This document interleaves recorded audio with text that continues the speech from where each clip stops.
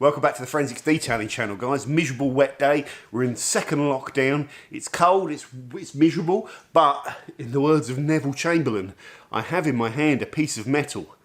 Was it something like that? Don't do humour. Never do humour. Stay on point. Stay on message. Okay, I've got here a test panel, okay? So this is a piece of steel that's been painted to automotive spec with, you know, primer, paint and clear coat. I've polished this test panel to an average standard, just reasonably glossy. You can kind of see it, not flawless or anything like that, just like you would a car. I've degreased it, I've sectioned it off, and on one section I've put PPF. So on this section here, PPF is obviously the clear plastic protection film, you know, so it's hard to see on camera that it's there. Next to it, you can see, unless you are colourblind or just maybe completely blind, the vinyl strip, which is gloss vinyl. I wanted a nice glossy, high gloss vinyl. Next to the gloss vinyl here, where my thumb is, try not to touch the panel, it's a ceramic coating. Next to that here is a paste wax, a carnauba based paste wax, if you like, or an organic paste wax for the purists. Is it purely organic? Not purely organic though, it's got some other bits in it. Here we have a polymer based sealant, so something with a bonding material in it, a bit like a, you know, almost like a paintwork thing, that it's going to bond to the surface, so it should be an improvement over traditional paste wax in all forms, isn't it? It's something that's been developed by us rather than an organic wax material, so you think we'd be able to improve on the performance. I mustn't digress. And then the last thing on the end, nothing at all, just the bare polished panel. What we are going to do is, we are very lucky on this channel to have sophisticated surface, I don't know why I'm laughing, because this is some of the most sophisticated surface quality measuring kit that you can get your hands on. And for a clown like me to have access to it is very, very lucky. So I've mentioned a few times up the road, where I live down in West Sussex, well in East Sussex, the county next to me, we have a company called Rhopoint IQ Limited that make all this stuff. They are, I think this is the only machine of its type in the world that I know of that measures gloss at different angles. So you can get different accuracies. You know, you use a certain angle for low gloss, another angle for medium gloss, another angle for high gloss. So it's multi-band. It measures the distortion, which you can measure in two different standards, DOI, distortion of image, distinction of image, can't remember, or RIC, which is a more modern standard, reflected image quality, so orange peel if you like. It measures clarity of the surface through something called haze, or a slightly more modern standard called log haze. You can pick either. I use log haze. And it measures something called R-spec, which is a very fine surface gloss meter reading. This shines a whole big spectrum of light from a whole series of diode or light emitters. They bounce off the surface you're measuring, and they bounce back up into the machine and go into a series of receivers. You'd think maybe it's got 1 or 2 receivers, 4 receivers. No, this has 512 receivers in it, and that means it's more tolerant. The receiver plate is bigger, so if the image is not going to bounce up perfectly and be in the same place, it's going to get distorted and moved around depending on angle or the surface, so you have to have a bigger array, but 512 is awesome. So that is the Rhopoint IQ, and we're going to be using that to measure the surface. What we're going to do is take 5 readings of each surface, of each different surface, and put the averages up on the board and compare the data. And I haven't done it yet. Okay, so what I'm going to do now is clear off the data on this thing, just erase it, just to give me a blank slate data-wise, do my readings, write the results up there, and then come back and discuss. Before I start, PPF, vinyl, ceramic wax, sealant, nothing. What do I expect before I do this test? Is it worth talking about that? I think it is a little bit. I expect there to be minimal difference between wax, sealant and nothing with this level of paintwork. This is decent paint. I know what the rough paint gloss reading is going to be, about 85, something like that. There might be some slight improvements with wax and sealant So there might be some slight visual improvements, possibly, but I think it's going to be more or less the same. The ceramic, I would expect there to be, perhaps just be signs. It's difficult to say. The ceramic might be the same as well. There could be some signs of slight loss of gloss, potentially, which is going to worry some people, but it doesn't need to worry you. We'll talk about all that at the end. I expect vinyl and PPF to be down. They might not be down on gloss. They might not be down on gloss. They will be down on R-spec. I'm telling you now. They will be down on R-spec is my thoughts. Why? Because there's more surface texture in vinyl and PPF from what I can see, and I'll show you that later on. Gloss, not so sure. DOI or reflected image quality, I believe they'll be down on that as well. Because, not because they're woeful and awful products, because if you think what clear coat is, and it sets hard, and it's like a lacquer, and then it gets polished and refined, clear coat is the glossiest base material. You know, it's just the best platform, and you're essentially putting stuff on top of that and hoping that it's going to improve the reflected, you know, surface qualities, if you like, and it won't. I think clear coat is the best platform to deliver that high quality finish, I believe. So let's go ahead, and I'll put a time lapse on, and then we'll come back when the data's done.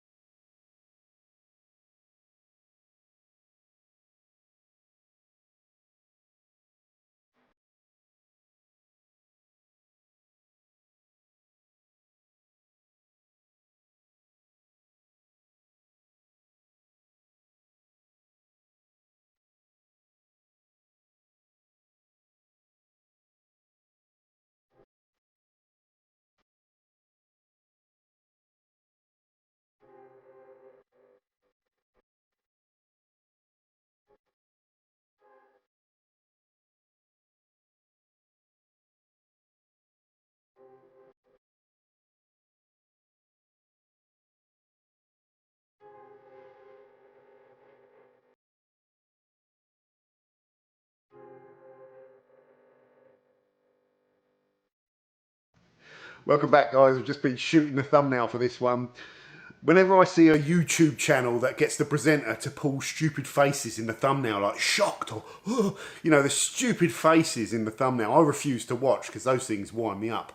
I'm sitting there taking photos of myself pulling stupid faces. So yeah, sorry about that one. If you can't beat them, join them.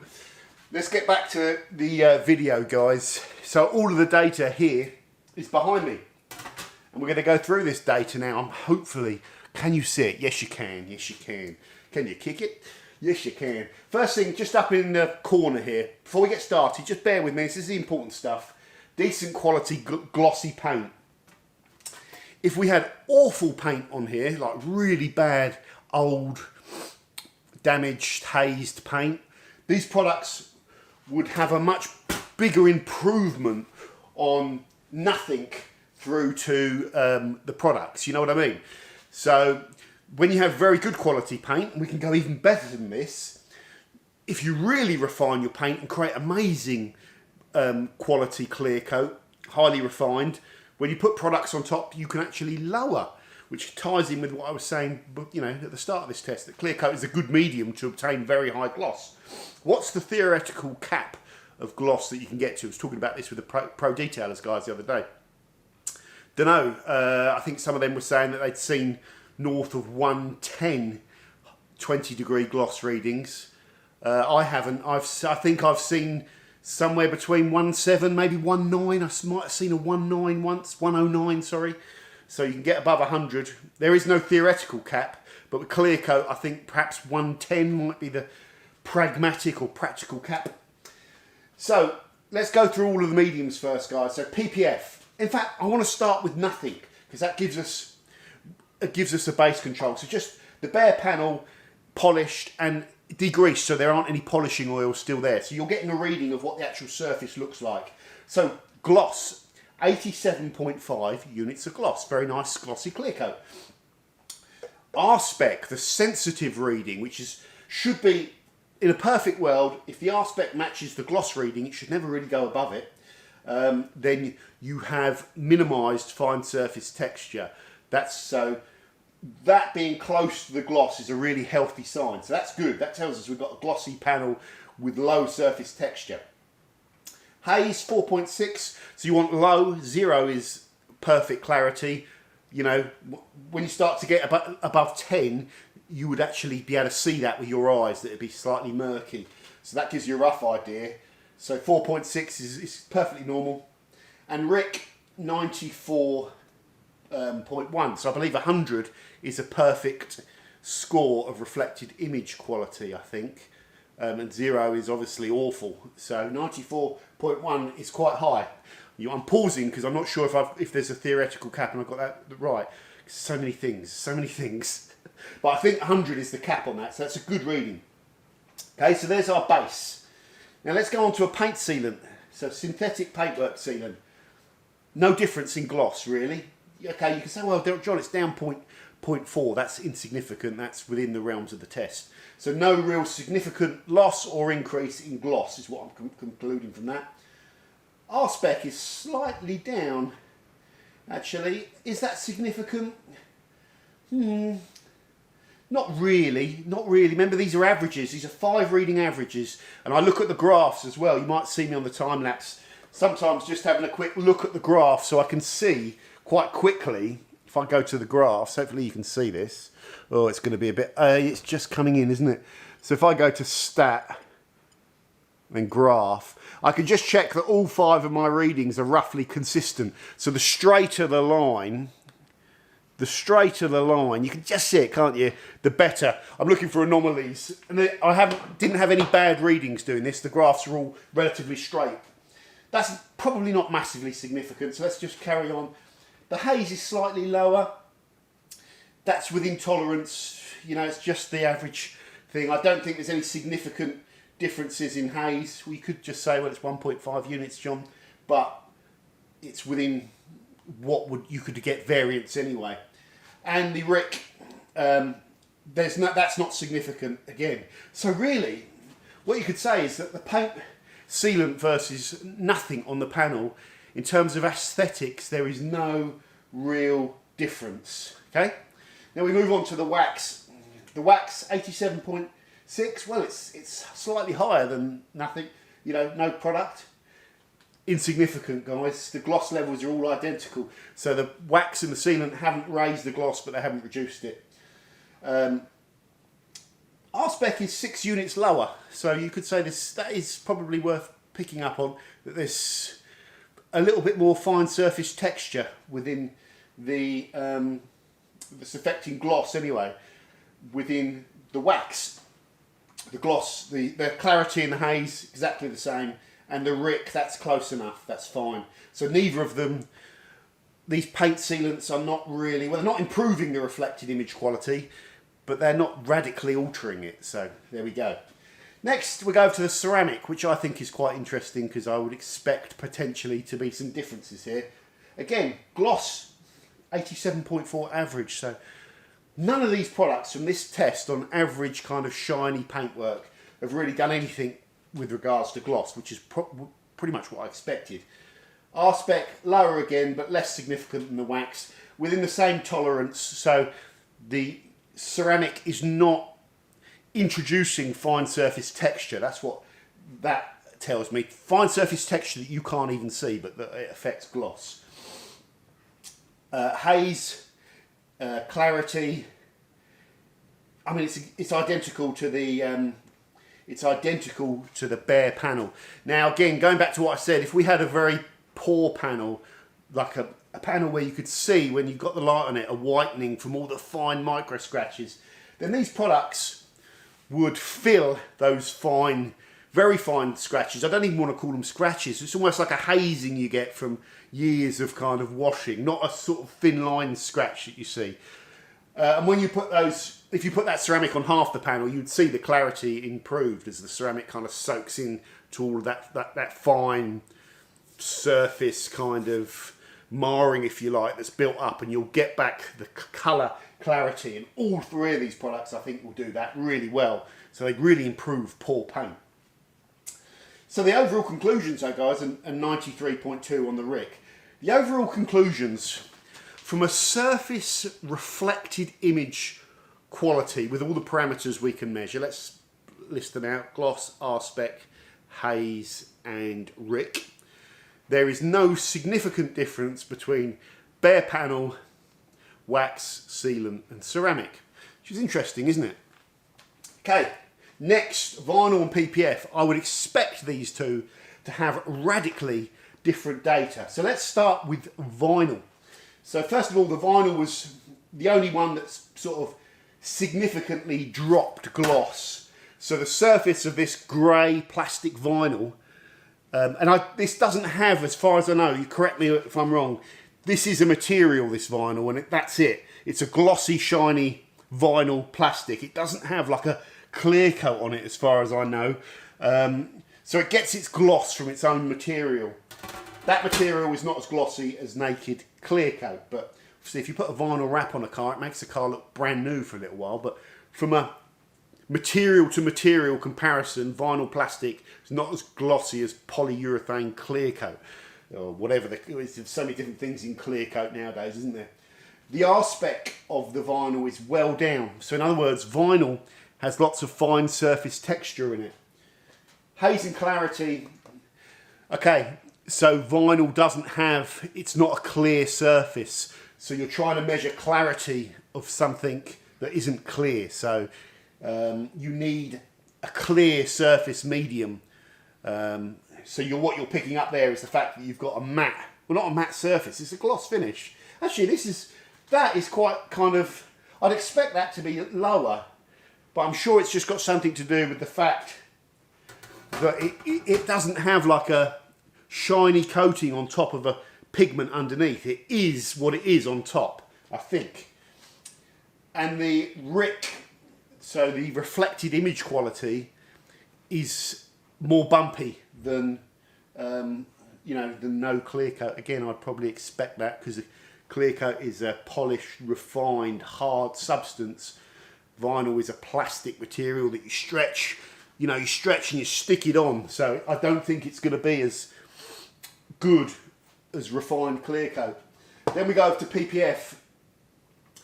87.1, so still glossy, but it has lowered the gloss by 6.5 units, and that's in the realm of what your eye will just about be able to detect.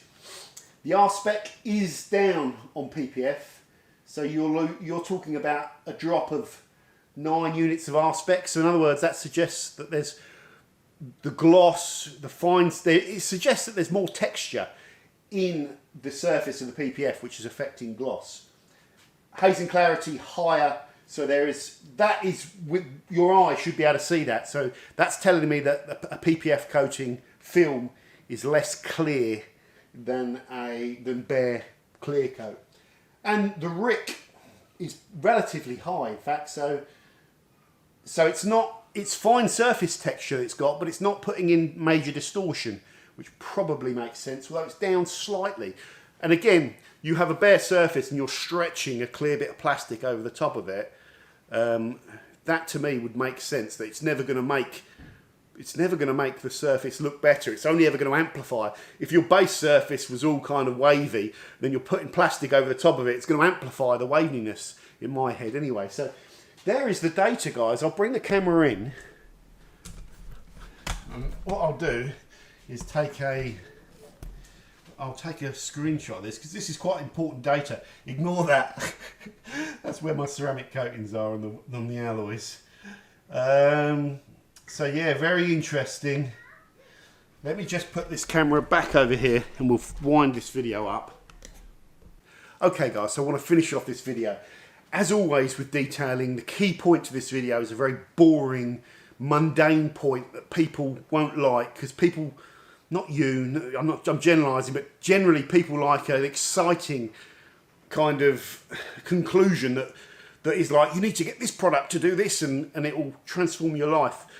It doesn't work like that, unfortunately. It's the mundane thing that if you want to have a good looking car, getting these base readings, in other words, the material which is always on your car and is designed to make your car look glossy, you know, as opposed to that old school matte paint, is the clear coat that sits on top. And if you want your car to look at its best, you have to maximise these things.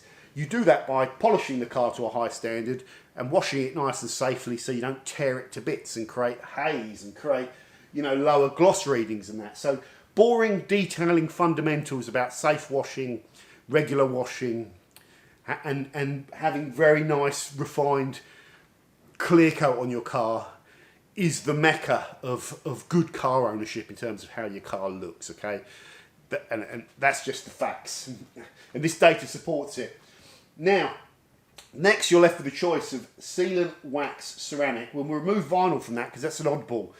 PPF. Why is vinyl an oddball? Because no matter what's going on with your base readings down here, vinyl is the only one of these products that sits on top and generates its own surface appearance. The rest of them are translucent and you see through them and you can see the colour of the car underneath if you like. So they're all different. So you pick vinyl if you want to just change the colour and the appearance of your car. It does actually, we did some videos with Fresh Layers, of course having a vinyl wrap on top of your car as well does provide a huge amount of protection to the paintwork underneath because nothing can get at it. So you're not going to get any environmental contamination building up on your paintwork. It's like a layer of protection as well. And I would imagine vinyl is going to give you some physical protection, although like Martin from Fresh Layers said, it's the PPF which is actually developed to physically protect your car, but vinyl itself will give you some physical protection as well. So vinyl you use to change your colour, have fun, do things with your car. Great for old cars as well, like mine. Maybe wrapping that can transform it at a lower cost than painting it. So that's vinyl. Next up, nothing. Let's talk about nothing. Could I just polish my car and not have any protection on it? Yes, you could, but you will find it's a pain to dry it and the water sticks to it. Every now and then buffing on the surface of your car just cleans up the car. You know, removes any kind of little water spots or soap stains after the wash process. So, you know, putting even a wax on your car and buffing it gives you clear panels all round and protected panels. You get a hydrophobic effect, making it easier to dry. It should help stuff, certain types of contaminations, not stick to it. So an unprotected car, I wouldn't recommend, You should have some form of protection. The wax is like the affordable option that still lots of people kind of use. The downside to wax is that they tend to start melting at around 60 degrees, up to 75. Most waxes will completely melt at 75, 60. So in the summer, even in the UK, your panel temperatures can get to the point where the wax is breaking down and softening, and you can feel the stickiness on the paint, and it can attract dust in those summer seasons when pollen is coming out of the trees at the same time. So some people say waxes are dust magnets. That is a downside to them, and if they're hot, they'll also be eroded off the car quicker with detergents, because by raising the temperature of the wax, you're drawing it very, very close to its natural melting temperature, so it's eroded quickly. That's some of the downsides of waxes, but waxes are dirt cheap, and they really do clean up the panels in that buffing process for me. So they're still cool. Sealants, there's less of a bridge between sealants and waxes. You'd expect sealants to be a lot better because they're man-made, but really a good wax nowadays will last as long as a good sealant, and most waxes contain synthetic kind of polymers or materials to give you some of the hydrophobic performance of sealants and durability polymers, if you like, and things like that to increase durability. So in practical terms, there's not much difference between waxes and sealants, I find. Obviously, everything has to be done on a product-by-product basis. Maybe sealants do have an advantage in repelling contamination, but again, it depends on the format of the sealant and material used. So, but in surface appearance aspects, no difference. Ceramic coatings, what I'll say to you with ceramic coatings is you're still putting a sub-micron layer of material on top of your clear coat, so it's incredibly thin. If we think of this height here as 50 microns, then our layer of ceramic coating, you know, how thick is it? It is, if that's 50 microns, there, our ceramic, what can we get 50 times?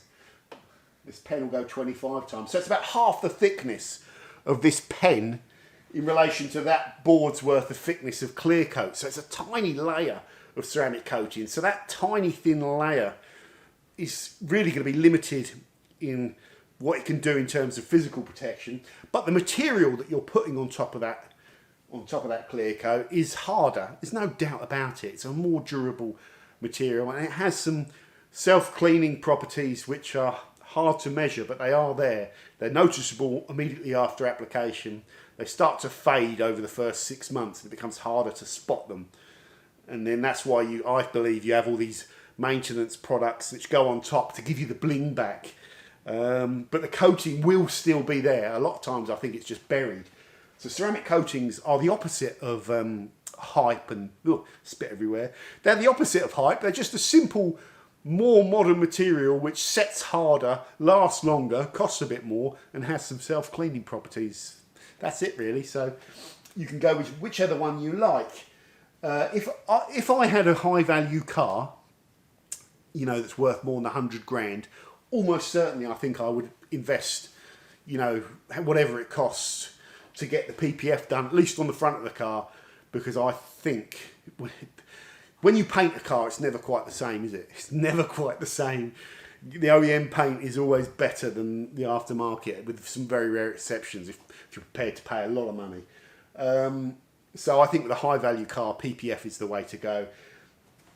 This drop down, your eye can't see it. You put a PPF on your car, it still looks nice, still looks great. But if you really stare at it in the right light, you can see a bit of that fine surface texture. And I'll just overlay you a camera shot when I finish recording this, working my way along all three. And you can see a little bit of this texture that I'm talking about, but it's very minor. And the positive is that you get proper physical protection.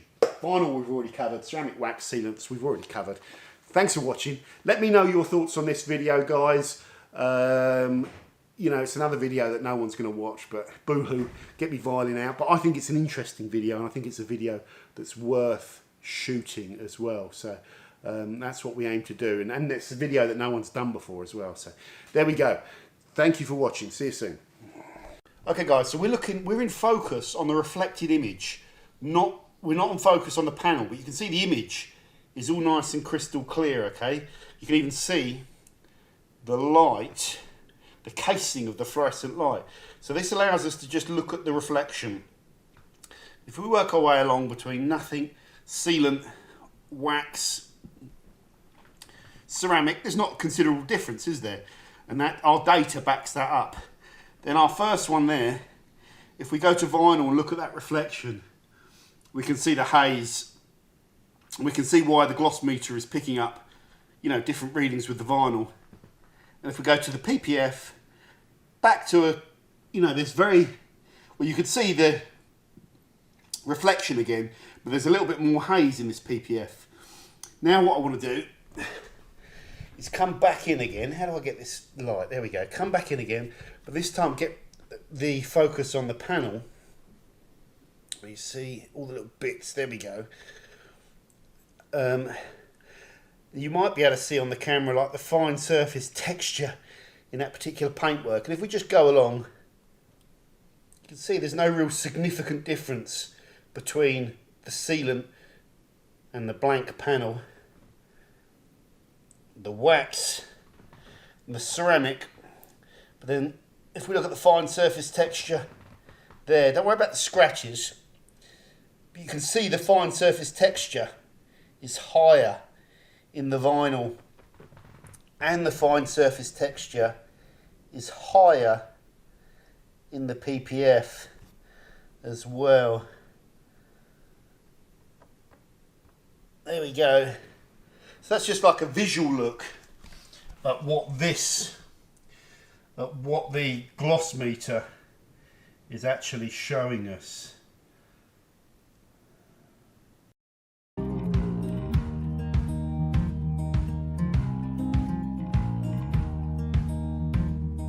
Holding on to what